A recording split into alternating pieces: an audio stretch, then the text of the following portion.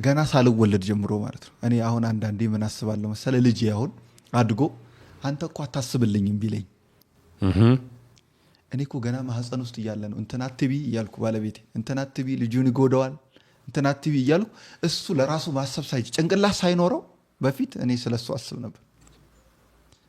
አሁን እኔን አታስብልኝም ይለኛል ማለት ነው። ከሆነ ጊዜ በኋላ ምናልባት ነው ነገሩን ምሳሌ ቢል አሁን አንተ ለራስ ማሰብ ሳትጀምር ነው እኔ ላንተ አስብ የነበረው ነው የምትል ልጅህን።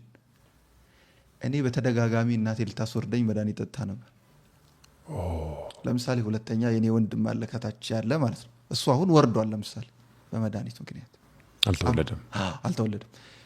አባቴ በአጥር እያቀበለ መድኃኒት ይሰጣት ነበር ለእናቴ እናንተ እንዳትወለድ ማለት ነው። እንዳልወለድ ከትዳር ውጭም ስለነበረ ከትዳር ውጭም እና እንደውም ሲነግሩ ትንሽ ኢፌክት ሁሉ ነበር ሰውነቴ ላይ ምናምን ኢፌክት ሁሉ ነበረው። እና እግዚአብሔር ከማህፀን ጀምሮ ነው ለኔ የተጠነቀቀው ታማኝ የነበረው። አሜን። ገብቶሃል አይደል? ይሄ ሁሉ ነገር አይኖርም ነበር የዛኔ ቢያበቃ ማለት ነው። የዛኔ ቢያበቃ ኖሮ ይሄ ሁሉ ነገር አይኖርም ነበር። ገብቶሃል? ስለዚህ እግዚአብሔር ለኔ ታማኝ ነው እስከምን ድረስ ከማህፀን ጀምሮ ጠብቆኛል። እሱ ብቻ አይደለም ቅድም የነገርኩ ታሪክ አለ ከዛ ሰለት ጠብቆኛል። እሱ ብቻ አይደለም ከሞት ስንት ያትርፎኛል። የሚገርም ትንሽ ሆኜ የሆነ ሴትዮ ህልም አይታ መጣች እናቴ ጋር። እናቴ ነች ከዛ በኋላ የምትነግረኝ። ህልም አይታ መጣች። ምን አለች? ይሄ ልጅ በህልሜ ትልቅ ዛፍ ሆኖ በጣም ትልቅ ዛፍ ሆኖ አይቻለሁ በህልሜ ምናምን ብላ መታ ነገረቻት። እና በቃ ትልቅ ሰው ነው የሚሆነው ምናምን የሚል ነገር ነበር ማለት ነው። እና እግዚአብሔር የዛኔ ያየልኝን ነገር አሁን ማድረጉ እኔ ስንቴ አልቅሻለሁ፣ ስንት ነገር ውስጥ ገብቻለሁ። እሱ ግን ታማኝነቱን አላጎደለም። አሜን። እስከ ዛሬ ድረስ ማለት ነው። እግዚአብሔር እኔ ራሴን ለማጥፋት ሳስብ ከኔ ስለሚወለዱ ልጆች ያስብ ነበር። የሆነው እኔ ያልኩት ሳይሆን እሱ የሆነው። ይሄ የሆነው በእግዚአብሔር ታማኝነት ብቻ ነው። እኔማ በራሴ ተስፋ ቆረጥኩ።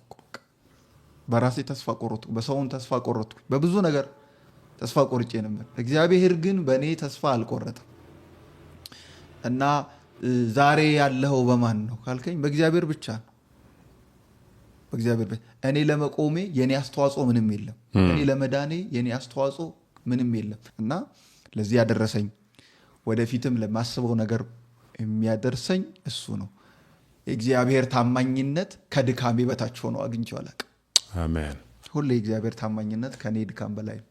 yes አንድ በጣም የሚያስደንቀኝ የእስራኤላውያን ጌታ ለእስራኤላውያን ያደረገላቸውን ነገሮች ረስተው ጣዖት ያመለኩበት ኢንሲደንት በጣም ብዙ ጊዜ ያስደንቀኛል ስለምንተሳሰብና እሱና ዳዊት ደግሞ በጎልያድ ፊት የተናገረው ምንድነው?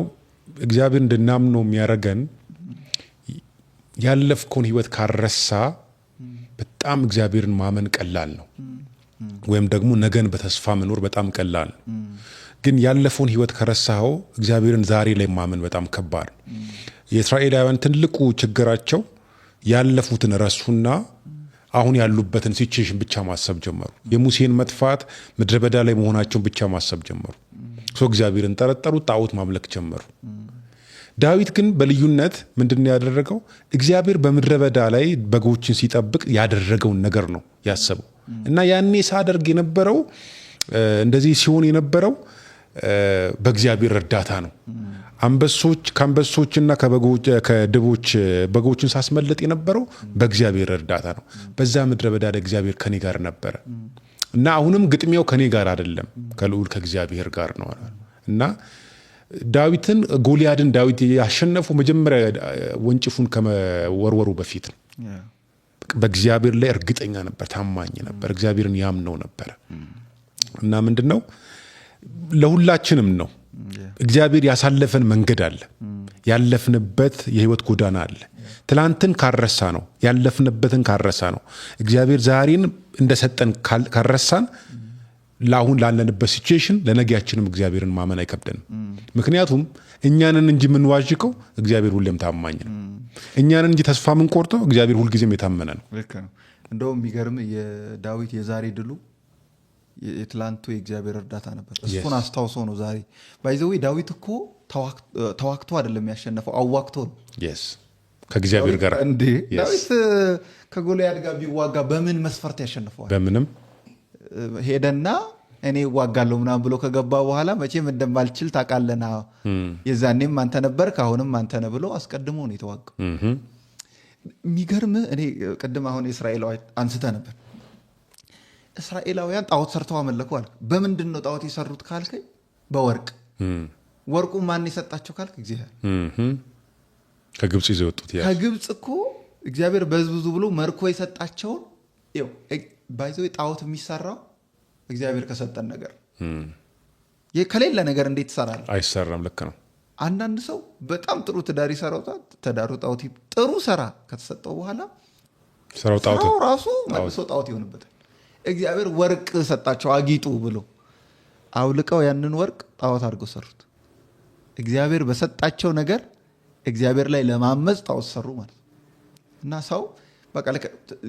ሰው ዛሬን አይደል ትላንት ያደረገው ለዛሬ እምነት ሆኖልናል አይደል ይባል። ትላንት ያደረገው ነገር ለዛሬ እምነት ይሆን። እኔ እግዚአብሔር ዛሬ አይጠለኝም የምለው የዛኔም ያልጣለኝ። አሜን። ዛሬም ይወደኛል ስል እንዴ የዛኔም ወዶኝልን እንኳን ዛሬ አሁንማ ተስተካክዬ ምናምን ከሆነ ያለሁት። አሜን። ገብቶሃል? የዛን እያሳደድኩት ያልጠላኝ እየተከተልኩት ሊጠላኝ አይችልም። እሱ ነው ለዛሬም እምነት የሚሆን። እሱ ነው እምነት የሚሆነኝ። እና የእስራኤል እግዚአብሔር ትዝ ይልሃል እንዲህ አላቸው ታገለ